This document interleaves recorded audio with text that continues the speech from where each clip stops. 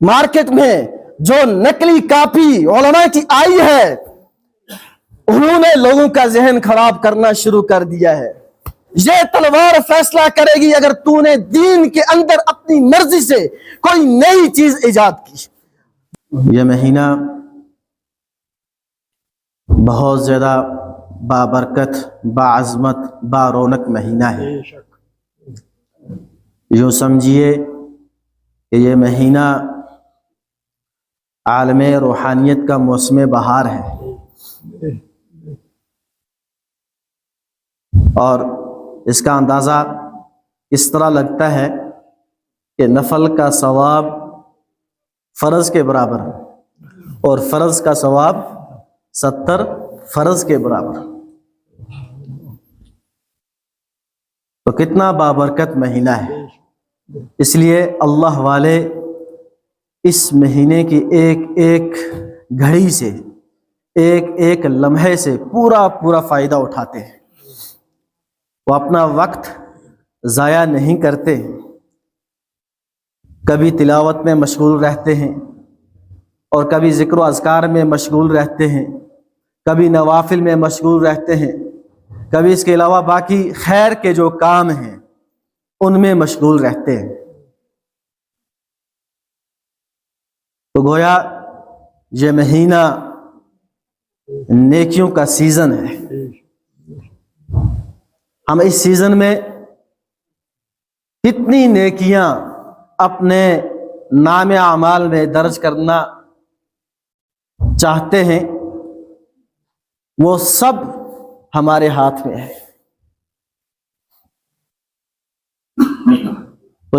تو جو اعمال اس مہینے کے ہیں ان اعمال میں سے خاص عمل روزے کا ہے۔ اللہ کے رسول صلی اللہ علیہ وسلم فرمایا جعل اللہ صیامہ فریضہ، اللہ تعالیٰ نے اس کے روزے کو فرض کر دیا۔ وقیام لیلہ تطوعا، اور رات کے قیام کو سنت قرار دیا، نفل قرار دیا۔ رات کے قیام سے مراد تراویح کی نماز ہے۔ گزشتہ ہفتہ روزے کی فرضیت پر گفتگو ہوئی تھی، اور آج جو موضوع ہے وہ بڑا ہی اہم موضوع ہے، جس میں بہت سارے حضرات تذبذب میں ہیں کہ 8 پڑھیں یا 20 پڑھیں، 8 صحیح ہیں یا 20 صحیح ہیں۔ میرے ایمان والے بھائیوں، ایک بات اچھی طرح یاد رکھیں، جب مارکیٹ میں کوئی اصلی چیز آتی ہے تو اس کی نقلی کاپی بھی بنائی جاتی ہے۔ ایسے ہی مارکیٹ میں آپ کو جو اصلی علماء کرام ملیں گے ان کی نقلی کاپیاں بھی ملیں گی، جو بے سند ہوں گے، جن کا کام صرف لوگوں کو عبادت سے کاٹنا ہے، من چاہا دین پر عمل کروانا ہے، تو وہ اپنی کوشش میں لگے ہوئے ہیں، لوگوں کے ذہنوں کو الجھن میں ڈال رہے ہیں، شک میں ڈال رہے ہیں۔ کبھی کہتے ہیں کہ صرف قرآن کو مانو، اور کبھی کہتے ہیں کہ صرف حدیث کو مانو، اور کبھی کہتے ہیں کہ صرف قرآن اور حدیث کو مانو اور کسی کی مت سنو۔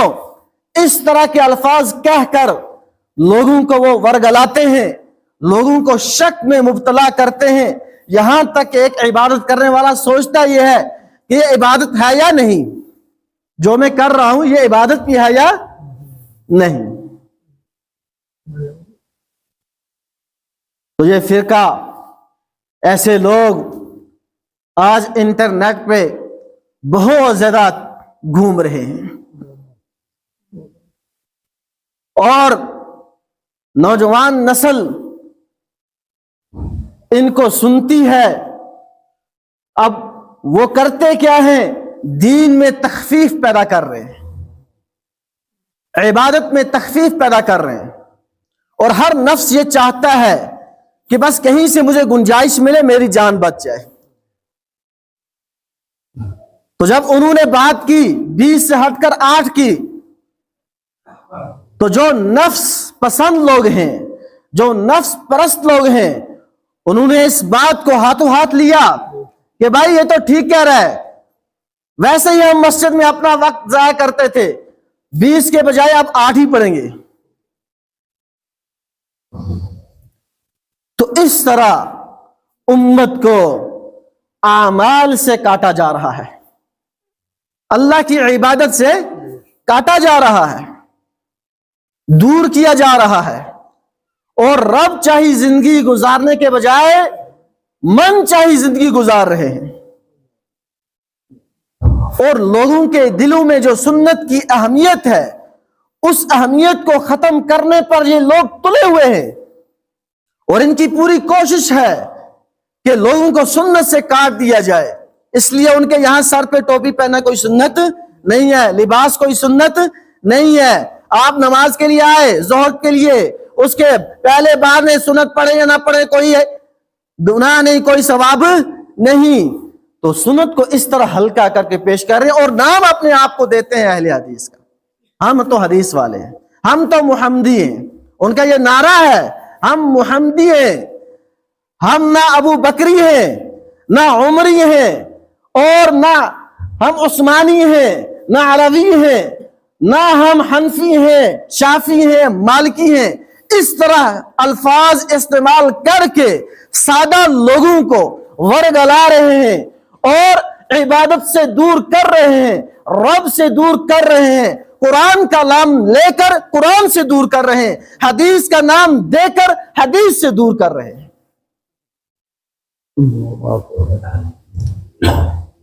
بڑے افسوس کی بات ہے، نوجوان کو چھوڑو، بزرگوں کا یہ حال ہے۔ کل ایک بزرگ مجھے ملے اور کہنے لگے کہ جی میں مولوی صاحب ایک بیان ایک سنیا سا وہ تا آختن کی سنت تراوی آئی نہیں، اللہ نبی صلی اللہ علیہ وسلم کوئی تراوی پڑھی نہیں تھا، آسا کی تجھے پڑھال دے لگے رہے۔ ایک الفاظ سے کس تے الفاظ سے بزرگ دے، تقریباً ان کی عمر 60 سے اوپر تھی، وہ بھی متاثر ہو رہے ہیں۔ اس طرح کے فتنے عام ہو رہے ہیں، اور یہ ہوں گے، آخری زمانہ ہے، اس میں یہ سب فتنے ملیں گے، سنت کی اہمیت کو ختم کر دیا جائے گا۔ اس لیے تو اللہ کے رسول صلی اللہ علیہ وسلم نے فرمایا کہ آخری زمانے میں جو میری ایک سنت کو اختیار کرے گا، اس پر عمل کرے گا، تو اس کو 100 شہید کا کیا ملے گا؟ ثواب ملے گا۔ اور ایک سنت پر چلنا یہ انگارے کو اپنے ہاتھ میں پکڑنے کی مانند ہوگا۔ یہی حال ہے آج، سنت سے لوگوں کو دور کیا جا رہا ہے۔ تو اس لیے ہمیں اپنے ایمان کی فکر کرنی ہے، ہم جو اعمال کر رہے ہیں ان میں کمی نہیں کرنی، ان میں اضافہ کرنا ہے۔ رمضان کا تقاضا یہی ہے، اللہ نے یہ جو مہینہ عطا فرمایا ہے، اللہ کے رسول صلی اللہ علیہ وسلم کی سیرت کو دیکھو کہ اللہ کے رسول صلی اللہ علیہ وسلم 2 مہینے پہلے اس رمضان کا انتظار کرتے تھے، دعائیں کرتے تھے اللہ ہمیں رمضان تک پہنچا، اور جب رمضان کا مہینہ آتا تھا تو آپ اپنی کمر کو کس لیتے تھے۔ حضرت عائشہ صدیقہ رضی اللہ تعالی عنہ سے مروی وہ فرماتی ہیں کہ آپ صلی اللہ علیہ وسلم شد مئزرہ، اپنی کمر کو کس لیتے تھے، عبادت کے لیے اپنے اندر ہمت پیدا کرتے تھے، اور پھر جب تک رمضان گزر نہیں جاتا تو اس وقت تک بسترے پہ لوٹتے تھے نہیں۔ حالانکہ وہ نبی تھے جن کے لیے سارے جہاں بنائے گئے ہیں، ان کے اگلے پچھلے سب گناہ معاف کر دیں، لیکن وہ عبادت میں، ذکر و اذکار میں، دعا میں اپنے آپ کو رمضان میں غیر رمضان کے مقابلے میں اور زیادہ مشغول رکھتے تھے۔ کیا یہ ہمیں پتہ نہیں ہے؟ اللہ کے نبی صلی اللہ علیہ وسلم کا رنگ بدل جاتا تھا۔ حضرت عائشہ صدیقہ رضی اللہ تعالی عنہ سے مروی ہے کہ جب رمضان آتا تغیر لونہ، آپ کا رنگ بدل جاتا تھا، وکثرت صلواتہ، اور آپ کی نماز کی تعداد بڑھ جاتی تھی، آپ کی نوافل کی نماز اور زیادہ بڑھ جاتی تھی۔ اور اسی طرح وابتہل فی الدعاء، آپ دعا میں آہوزاری کرتے تھے، روتے تھے، گڑ گڑاتے تھے، اور زیادہ اللہ کو یاد کرتے تھے۔ اور آج کا ایک مسلمان کہتا ہے کہ زیادہ عبادت کرنا بدعت ہے، 20 کے بجائے 8 کے بجائے 20 تراویح پڑھنا یہ کیا ہے؟ بدعت ہے۔ وہ مسجد میں ہمیں زیادہ نہیں ٹھہرانا چاہتا۔ تو یہ خود ہمیں اپنی فکر کرنی ہے کہ ہم کس کو سنتے ہیں اور کیا سمجھتے ہیں۔ اس لیے ہر سنائی بات حق نہیں ہوتی، جو ہم سن لیں وہی کیا ہوگا؟ حق ہوگا تو ایسے بے سند لوگوں سے بچنا چاہیے جن کے پاس کوئی سند نہیں ہوتی. ان کا کام ہے علماء کو بدنام کرنا، ان کا کام ہے لوگوں کو ایک کو دوسرے کے اوپر اٹھا کے مارنا. تو اس لیے ہم پہلے مسئلے کے طور پر سمجھیں کہ نماز تراویح جو ہم پڑھتے ہیں رمضان کے اندر ایک خاص عمل ہے. جس طرح روزہ ایک خاص عمل ہے، ایسے نماز تراویح ایک خاص عمل ہے. نماز تراویح سنت مؤکدہ ہے. کیا ہے جی؟ پھر اس کی رکعت کتنی ہے؟ 20 رکعت ہے. کتنی ہے؟ 20 رکعت. پھر تراویح کے اندر قرآن کریم کا مکمل سننا یہ الگ سنت مؤکدہ ہے. گویا کہ 2 سنتے ہیں. ایک نماز تراویح کا پورے مہینے جماعت کے ساتھ پڑھنا یہ سنت مؤکدہ ہے. نمبر 2 پھر اس تراویح میں قرآن کریم کا مکمل سننا یہ کیا جی؟ سنت مؤکدہ ہے. یہ 2 سنتے ہیں اور یہ دونوں سنتے اللہ کے نبی صلی اللہ علیہ وسلم سے ثابت ہیں. حضرت ابن عباس رضی اللہ تعالیٰ عنہ سے مروی ہے، وہ فرماتے ہیں کہ اللہ کے رسول صلی اللہ علیہ وسلم رمضان میں 20 رکعت نماز تراویح پڑھاتے تھے اور 3 وتر پڑھاتے تھے. یہ ایک روایت ہے. اور دوسری روایت جو ایک دوسرے صحابی سے مروی ہے، جابر بن عبداللہ رضی اللہ تعالیٰ عنہ سے، کہ ایک دن اللہ کے نبی صلی اللہ علیہ وسلم تشریف لائے رمضان کے اندر، تو آپ نے 24 رکعت نماز پڑھائی اور 3 وتر پڑھائے. 24 میں 4 فرض تھے.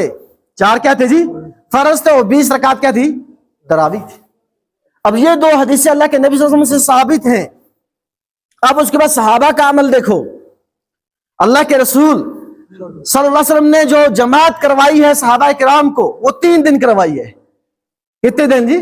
3 دن جماعت کروائی ہے.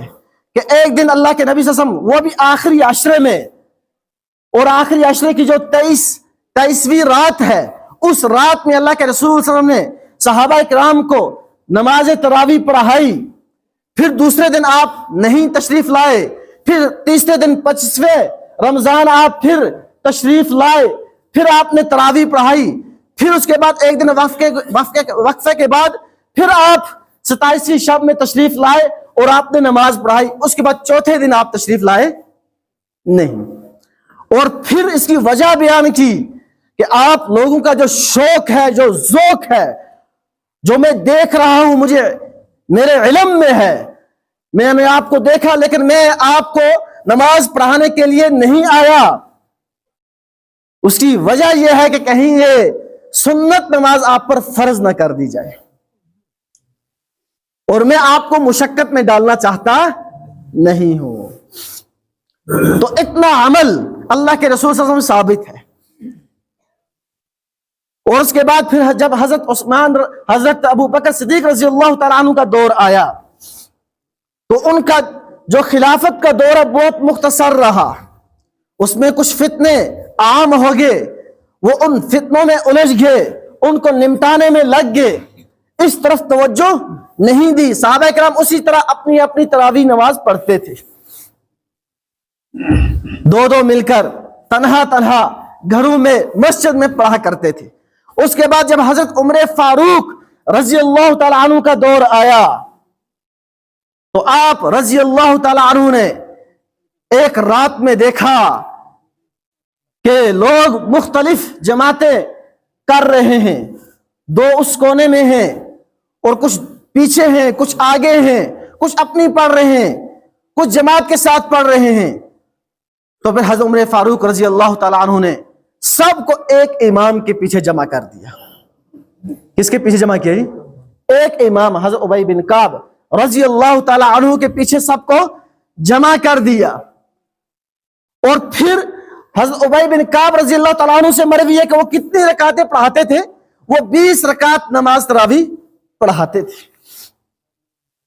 تو حضرت عمر فاروق رضی اللہ تعالیٰ عنہ یہ ایسے صحابی ہے جن کے بارے میں اللہ کے رسول صلی اللہ علیہ وسلم فرمایا اگر میرے بعد کوئی نبی ہوتا تو کون ہوتا؟ عمر ہوتا. اور یہ وہ صحابی ہیں جن کی رائے پر اللہ نے قرآن کریم کو نازل فرمایا، حکم بنا کر نازل فرمایا، پردے کا حکم انہوں نے رائے دی اللہ کے نبی صلی اللہ علیہ وسلم کو اور اللہ نے وہاں سے پردے کی آیات اتار دی. یہ ایسے صحابی ہیں. کیا یہ دین کے اندر کوئی نئی چیز پیدا کر سکتے ہیں؟ کوئی بدعت اپنی طرف سے پیدا کر سکتے ہیں؟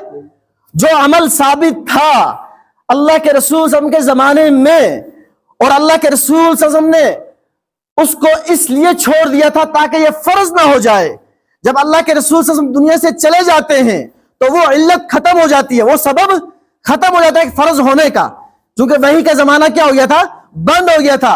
اب حضرت عمر فاروق رضی اللہ تعالیٰ عنہ نے سب کو ایک امام کے پیچھے کیا کر دیا؟ جمع کر دیا. جو رکعت ثابت تھی انہی رکعت پر رکھا. 20 رکعت اللہ کے نبی صلی اللہ علیہ وسلم سے ثابت تھی, انہی رکعت پر لوگوں کو ایک امام کے پیچھے جمع کر دیا. اس وقت حضرت عمر فاروق رضی اللہ تعالیٰ عنہ کے دور میں کیا اور صحابہ کرام انصار اور مہاجرین موجود نہیں تھے؟ بڑے بڑے صحابہ حضرت عثمان غنی رضی اللہ تعالیٰ عنہ, حضرت علی رضی اللہ تعالیٰ عنہ, جو علم کے دروازے ہیں, جن سے یہ روایت ثابت ہے کہ وہ فرماتے ہیں کہ جس نے دین کے اندر کوئی نئی چیز پیدا کی اس کی کوئی بھی عبادت قابل قبول نہیں ہے. حضرت عائشہ صدیقہ رضی اللہ تعالیٰ عنہ اس دور میں موجود تھی جن سے یہ روایت ثابت ہے کہ جس نے دین کے اندر کوئی نئی بات پیدا کی, بدعت پیدا کی, تو وہ مردود ہے. وہ کیا ہے؟ ایسے صحابہ کرام حضرت عمر فاروق رضی اللہ تعالیٰ عنہ کے دور میں موجود تھے. وہ آپ کو ٹوک سکتے تھے, طاقت رکھتے تھے, لیکن کسی نے آپ کے اس عمل پر کوئی تنقیر, کوئی بھی ایسا جملہ جو 20 تراویح کے خلاف ہو ارشاد فرمایا نہیں. کیا پتا چلا؟ سب صحابہ کرام اس عمل پر متفق ہو گئے. کیا ہو گئے جی؟ متفق ہو گئے. صحابہ کرام کا اجماع ہو گیا. اب جو لوگ صحابہ کو مانے ہی نہ, وہ ان کے عمل کو کہاں سے مانیں گے؟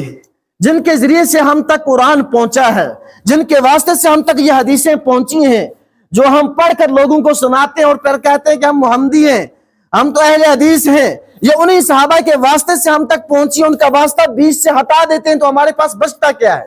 ہمارے پاس رہتا کیا ہے؟ ہمارے پاس تو پھر قرآن بھی محفوظ رہتا. نعوذ باللہ من ذالک نہیں. یہ وہ لوگ ہیں جو صحابہ کی نفرت لوگوں کے دلوں میں عام کر رہے ہیں اور یہ کہہ کر لوگوں کو ورگلاتے ہیں یہ تو عمر کی بدعت ہے. نعوذ باللہ من ذالک. حضرت عمر رضی اللہ تعالیٰ عنہ دین کے اندر کوئی ایسی بات پیدا کر سکتے تھے؟ حالانکہ ان کا یہ عام اعلان ہوتا تھا کہ اگر میرا عمل اللہ اور اللہ کے رسول اور اسی طرح حضرت ابو بکر صدیق رضی اللہ عنہ کی سیرت کے خلاف ہو تو اس کو ہرگز مت مانیے گا, اس کو ٹھکرا دیجیے گا. اور یہ اعلان وہ بند کمرے میں نہیں کرتے تھے, کھلے عام منبر پر کرتے تھے. اور اسی طرح جب انہوں نے اعلان کیا اگر میں آپ کو کوئی ایسا حکم دوں جو اللہ اور اللہ کے رسول صلی اللہ علیہ وسلم کے خلاف ہو, دین کے اندر کوئی نئی چیز ہو, بدعت ہو, کیا تم صحابہ اس کو مانو گے؟ جب یہ سوال کیا تو خاموشی طاری ہوگی. اتنے میں ایک صحابی کھڑے ہوتے ہیں, تلوار نکالتے ہیں اور حضرت عمر فاروق رضی اللہ تعالیٰ عنہ کو مخاطب کر کے فرماتے ہیں, اے عمر, یہ تلوار فیصلہ کرے گی اگر تو نے دین کے اندر اپنی مرضی سے کوئی نئی چیز ایجاد کی جو اللہ اور اللہ کے رسول صلی اللہ علیہ وسلم کے مخالف ہو. ایسی جرت رکھتے تھے صحابہ کرام. ایسا نہیں کہ انہوں نے اپنے روب کی وجہ سے, اپنے دبدبے کی وجہ سے 20 رکعت تراویح پر لوگوں کو جمع کر دیا اور لوگ ڈر کے مارے بولے نہیں اور انہوں نے عمل شروع کر دیا. ایسا نہیں, بلکہ اس وقت ایسے صحابہ موجود تھے. یہاں تک کہ ایک مرتبہ مہر کے سلسلے میں حضرت عمر فاروق رضی اللہ تعالیٰ عنہ ممبر سے ہی بیان فرمایا کہ مہر کی زیادہ سے زیادہ جو تعداد ہے, حد ہے, اس کو متعین کر دیا جائے. شریعت میں مہر کی کم سے کم حد متعین کر کے رکھیے, وہ ہے 10 درہم. زیادہ سے زیادہ کوئی مہر کی مدت متعین نہیں ہے, حد کوئی متعین جتنا کوئی رکھے. یہ جب انہوں نے متعین کرنا چاہا تو ایک صحابیہ کھڑی ہوتی ہیں اور کہتی ہیں کہ اللہ تعالیٰ قرآن کے اندر کنتارا کا لفظ فرماتے ہیں جس کے معنی ڈھیروں سارا مال, اور آپ اس کو محدود کر رہے ہیں, آپ اس کی تعیین کر رہے ہیں. تو اسی وقت اپنے قول سے رجوع کر لیا. کیا کر لیا جی؟ رجوع کر لیا کہ میں ہی غلط ہوں. تو یہ حضرت عمر فاروق رضی اللہ تعالیٰ عنہ کی سیرت ہے. کیا یہ کوئی نئی بات دین کے اندر پیدا کر سکتے ہیں؟ تو ایک دور ہے حضرت عمر فاروق رضی اللہ تعالیٰ عنہ کا، صحابہ کرام کا، تب تابعین کا، تبع تابعین کا، اور اس کے بعد ائمہ کا، پھر اسلاف کا. 1200 سال تک امت 20 رکعت پڑھتی ہوئی آ رہی ہے اور آج تک پڑھ رہی ہے. 1200 سال کے بعد ایک نیا مولوی پیدا ہوتا ہے جس کا مقابلہ حضرت عمر فاروق رضی اللہ تعالیٰ عنہ کے ساتھ ہو سکتا ہے؟ نہ زمانے کے حساب سے ہو سکتا ہے، نہ علم کے حساب سے ہو سکتا ہے، اور نہ اسی طرح صحبت کے اعتبار سے ہو سکتا ہے. کسی اعتبار سے نہیں ہو سکتا. وہ کہتا ہے کہ نہیں جی، عمر نے ایک بدعت کھڑی کی تھی، اصل رکعت 8 ہیں. اب لوگ اس 8 والے مولوی کی بات کو مان رہے ہیں اور حضرت عمر فاروق رضی اللہ تعالیٰ عنہ کی بات کو کیا کر رہے ہیں؟ جھٹلا رہے ہیں. اب اندازہ لگاؤ کہ ہمارا ایمان کیسا ہے. ہم صحابی کے قول کو مرجو کر رہے ہیں اور آج کے دور کے شخص کے کلام کو جس کو کوئی واسطہ نہیں، نہ قرآن سے نہ حدیث سے، صرف اردو ترجمہ پڑھ کے ہمارے سامنے بولا جا رہا ہے اور ہم اس کی بات کو ایکسپٹ کر رہے ہیں، مان رہے ہیں، اس پر عمل پیرا ہو رہے ہیں، اور حضرت عمر فاروق رضی اللہ تعالیٰ عنہ کی بات کو ماننے کے لیے تیار نہیں ہے. تو یہ رشتہ ہمارا کیسا ہے؟ یہ کاٹنے والے لوگ کون ہیں؟ یہ ہم سب جانتے ہیں. نوجوان نسل کا جو ذہن خراب کیا جا رہا ہے، اس میں ایک بڑا ہاتھ یہی مارکیٹ میں جو نقلی کاپی علماء کی آئی ہے، انہوں نے لوگوں کا ذہن خراب کرنا شروع کر دیا ہے.